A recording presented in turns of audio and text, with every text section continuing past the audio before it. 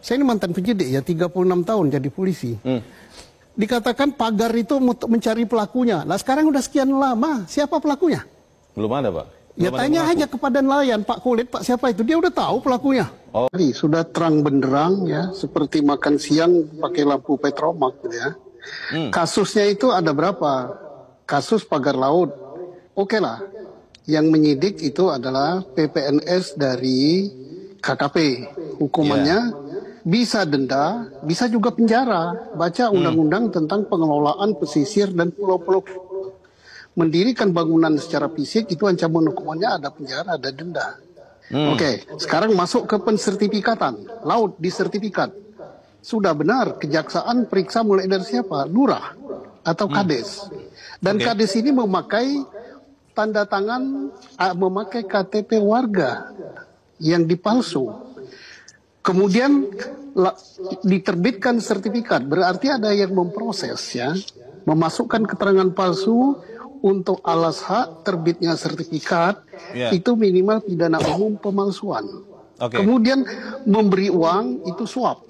Kemudian bekerja sama dengan aparat, tadi Pak siapa namanya Nusrul Wahid sudah umumkan dari Kementerian ATR, jajaran kabupaten sampai jajaran provinsi yang terlibat, yaitu juru ukur dan sebagainya.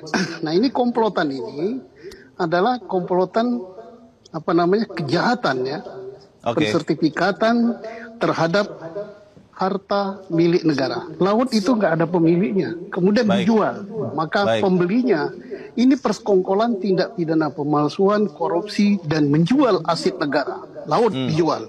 Sebentar lagi udara. Kalau dikatakan ini tanah yang tenggelam, tidak, ini pantai utara, Bung. Bukan pantai selatan. Hah? Orang terkeren awal tahun ini jatuh kepada Pak Khalid, seorang nelayan, dianggap public speakingnya bagus dari kebanyakan anggota dewan dalam sebuah acara talk show yang disiarkan oleh TV One. Soalnya lagi heboh soal pagar laut yang ada di Tangerang. Pak Khalid berani bersuara padahal dia orang Serang, yang dia sampaikan sangat menyala dan berterus terang.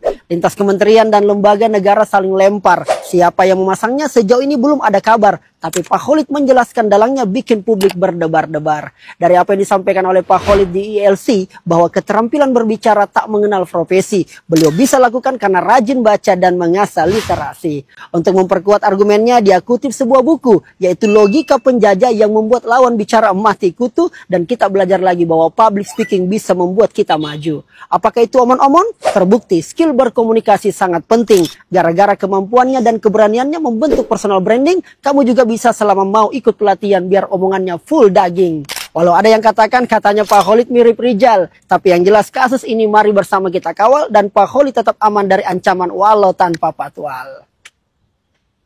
Sekarang ada sosok nelayan yang memperjuangkan keadilan karena terkuaknya kasus pagar laut di Tangerang. Gue kagum loh, kok ada nelayan jenius banget. Maksudnya gini loh, bisa nggak sih Bapak sebagai nelayan jangan pinter-pinter banget gitu loh Pak? Di negara yang sakit ini, kalau kita waras, kita dibilang sinting Pak. Anggota DPR, Wapres nanti pada insecure Pak.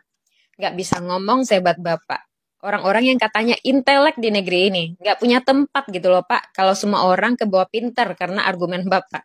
Yang dihadapin mahasiswa yang non-akhlak lagi, yang merepresentasikan kedunguan yang ngomongnya bikin puyeng. Yang penting kan kelihatan intelek aja gitu depan layar. Aduh Pak Khalid, sebagai nelayan janganlah menyalahi kodrat Pak, nyari ikan aja Pak, biar mereka yang cari cuan, jelas. Sekali lagi saya sungkem Pak sama Bapak, bisa-bisanya masih nanggepin serius orang yang ngomongnya sambil mabok, ngelantur. Walaupun pakai kalimat akademis. Saya dulu yang pernah jadi mahasiswa merasa malu nih sama Bapak. Sehat-sehat terus pokoknya Pak.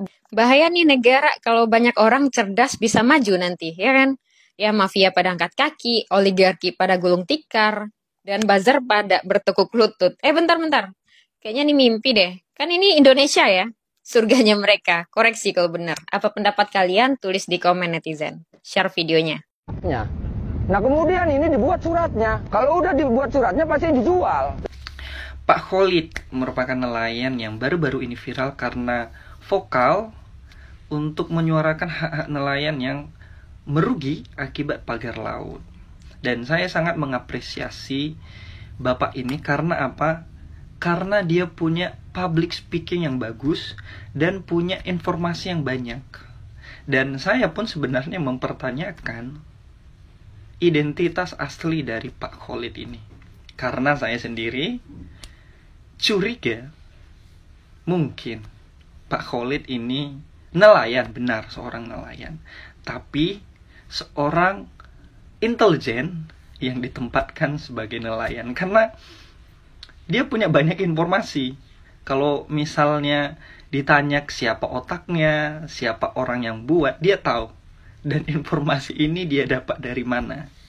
Ini masih pertanyaan. Apakah Pak Khalid identitas aslinya adalah seorang bin atau hanya nelayan saja? Ini Pak Khalid, sosok nelayan pemberani yang melawan ketidakadilan. Dari segi penampilan, Pak Khalid mungkin terlihat tidak meyakinkan. Tapi, siapa sangka di balik pekerjaannya, Pak Khalid mampu mengimbangi debat masalah pagar laut misterius sepanjang 30 km yang membentang di 16 desa pesisir Kabupaten Tangerang, Banten. Ia vokal menolak pembangunan pagar laut di Tangerang lantaran berimbas pada para nelayan. Setelah dapat laporan warga di bulan Agustus tahun lalu, Dinas Kelautan dan Perikanan Provinsi Banten sudah investigasi 4 kali barang TNI Angkatan Laut, Polresta Tangerang, sampai Satpol PP. Sayang seribu sayang, hingga sekarang masih nggak jelas siapa yang punya. Bahkan, diduga pagar laut tersebut tidak memiliki izin alias ilegal. Seperti yang disampaikan oleh Menteri Agraria dan Tata Ruang, Badan Pertahanan Nasional Nusron Wahid, yang mengaku belum tahu soal pagar ini. Agak aneh ya pejuang. Masalahnya, ada lebih dari 3.000 nelayan yang mata pencahariannya terganggu, di mana mereka harus muterin pagar laut dulu untuk bisa berlayar. Lantas, hadirnya Pak Khalid menandakan bahwa masih ada orang yang peduli terhadap nasib orang lain. Dan, marahnya Pak Khalid adalah marahnya rakyat yang sudah tidak percaya dengan hukum di negara ini. Perlu digarisbawahi bahwa apa yang dilakukan oleh Pak Khalid pernah dilakukan oleh pendahulu kita ketika melawan ketidakadilan. Bedanya, Pak Khalid masih hidup sampai sekarang dan terus berjuang untuk para nelayan di sekitar. Nah, intinya, Pak Khalid dan semua orang yang sedang memperjuangkan keadilan di negeri kita hanya butuh dukungan dan perlindungan. Perlindungan dari mara bahaya yang terus mengintai ketika kita bersuara meminta keadilan. Mari kita kawal sampai tuntas masalah pagar laut di Tangerang ini. Mari kita jaga nasib para nelayan di Tangerang dan nasib orang-orang yang haknya selalu dirampas oleh oligarki yang serakah. Nah, menurut kamu gimana nih pejuang? Komen ya!